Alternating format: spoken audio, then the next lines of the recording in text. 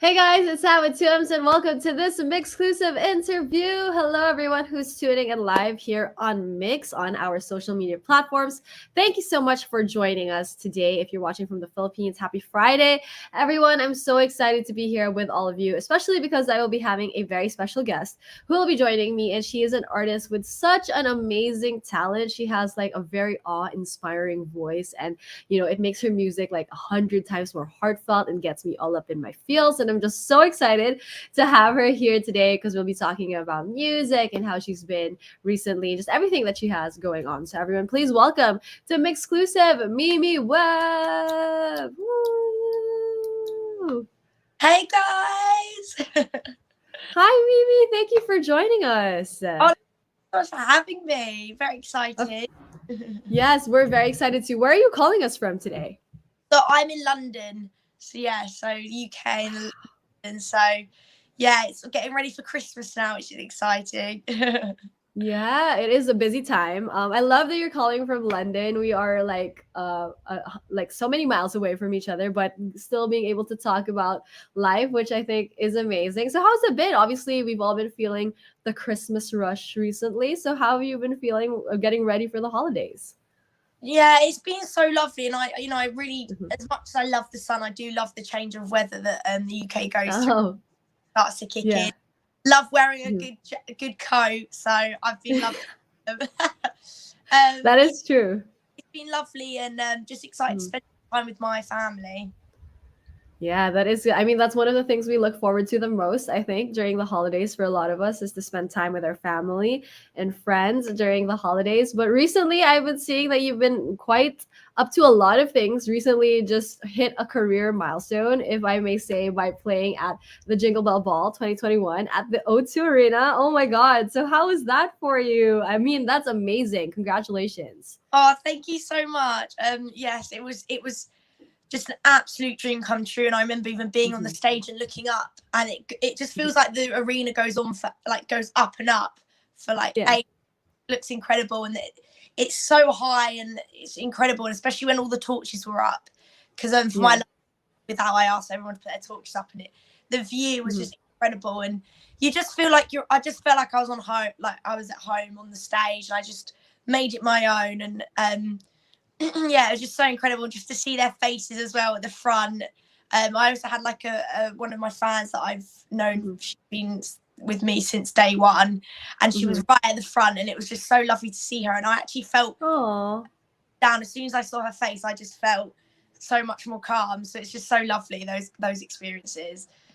Yeah, I mean, that's such an amazing thing. I love that you just made like the whole stage of the arena your home. Like it felt like home to you. I feel like if that were me, I would go like, oh my God, like what is happening? But for you, that's such an amazing thing that you felt right at home when you were there. And you said that you've been dreaming of something like this or doing this for so long already. And what do you think like little Mimi would say to you now that you actually were able to finally make this dream come true?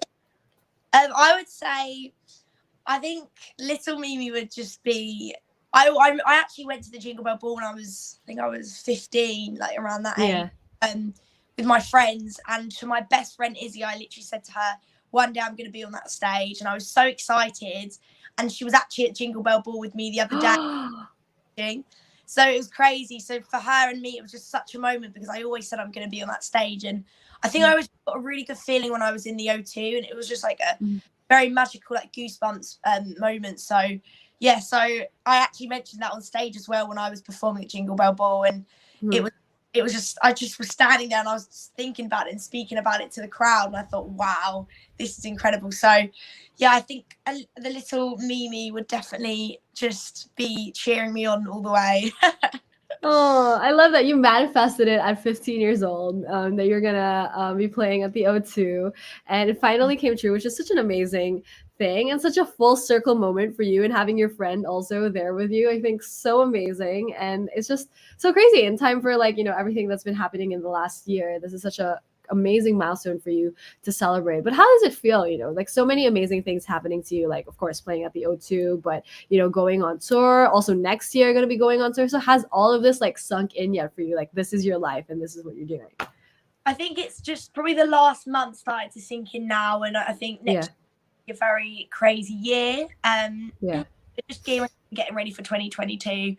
But yeah, I think at first it was all very, like, throughout the year it was all just so fast-paced. I was kind of just taking it all in my stride, like day by day.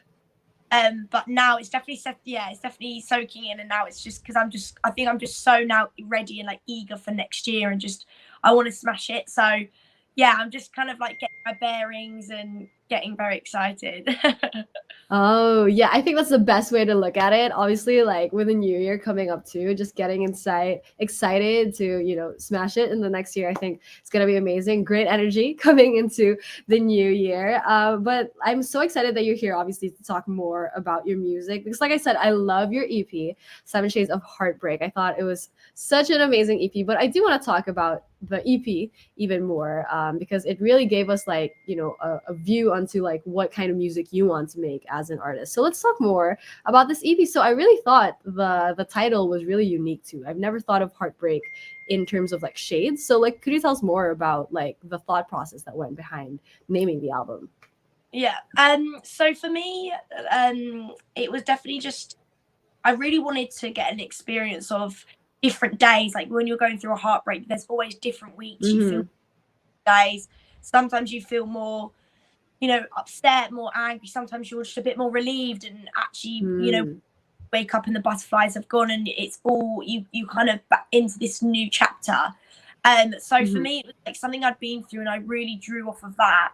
And then I was also going through a breakup as I was as the EP was coming out, and I was, writing a lot of the breakup songs about a breakup that hadn't happened yet, but it was going to happen once the EP came out, kind of thing. So it was all very crazy. Yeah, it was very crazy, and I remember it was very therapeutic, and it was a really amazing chance for me to be in the studio and just let all my feelings out, all my emotions. And I never could understand exactly what it was, and how I was feeling until the EP came together, and I listened to the whole thing, and I was like, well, I'm definitely not happy in this relationship.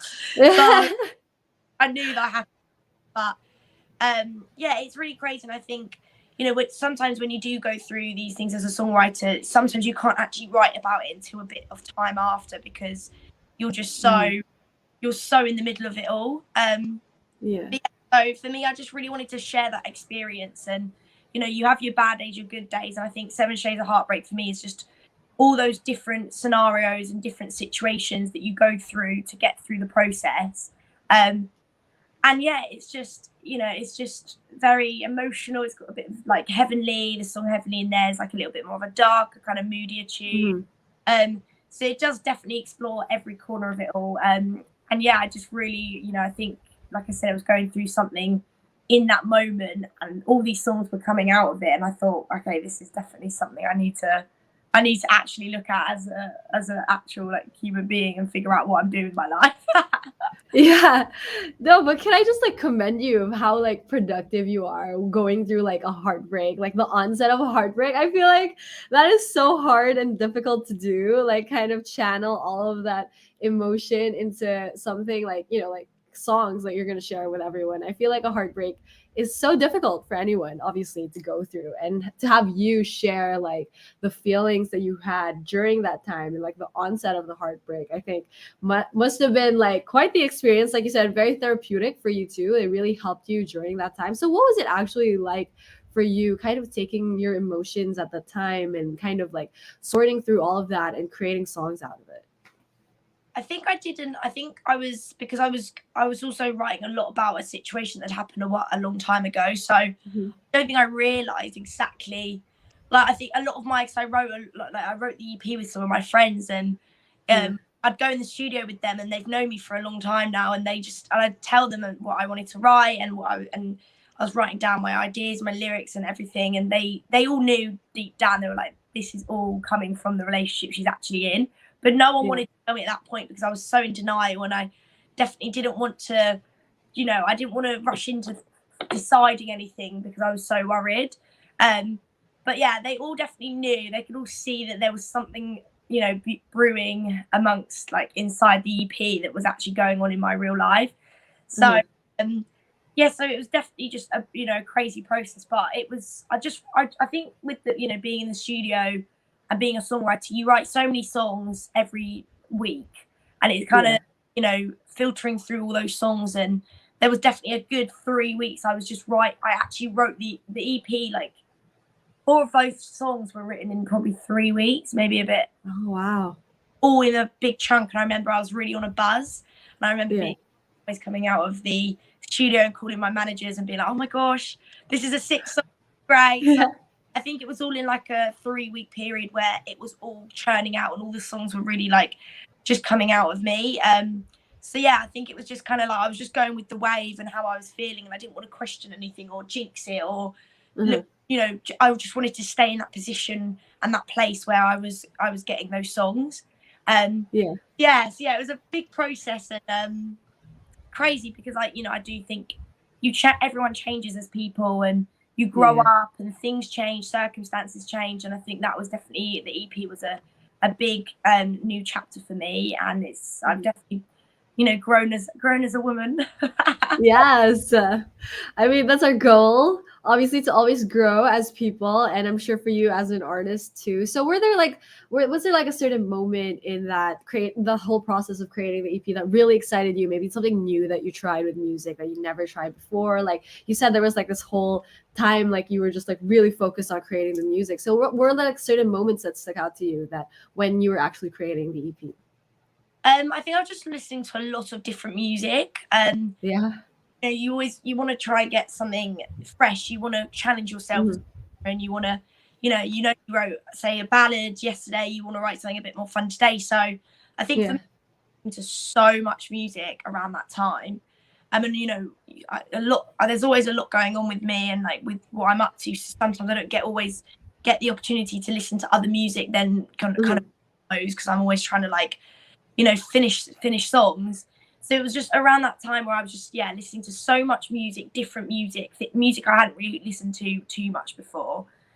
So it was all like a really big just like trying to filter through and just get something fresh, and I think that was probably the main thing I did.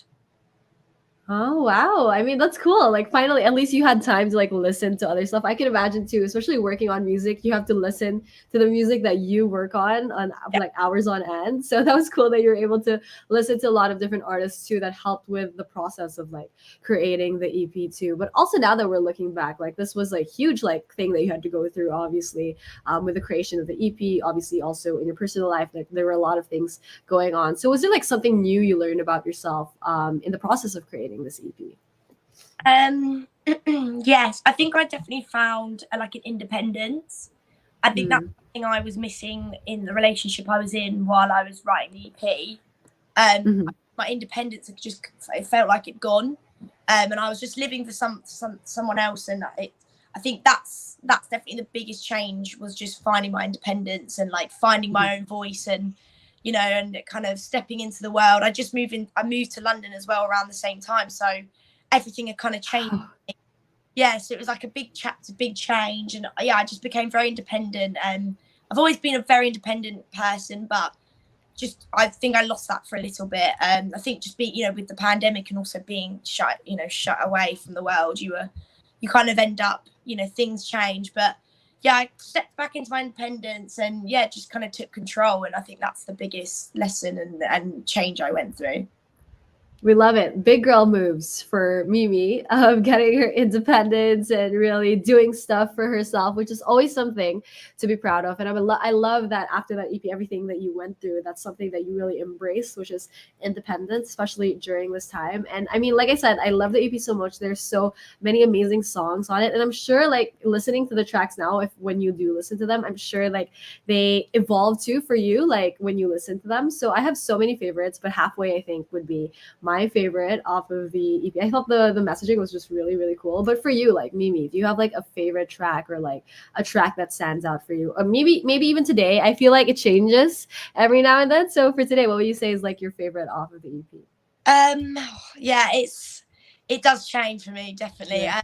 I'd probably say just out of the new songs, because obviously Good Without is like my baby, my number one. But I would say Lonely in Love is definitely my favourite. I definitely switch between Lonely in Love and Heavenly a lot as well, because they're such different songs. And I think as an artist, they bring out a bit of different sides to me and everything.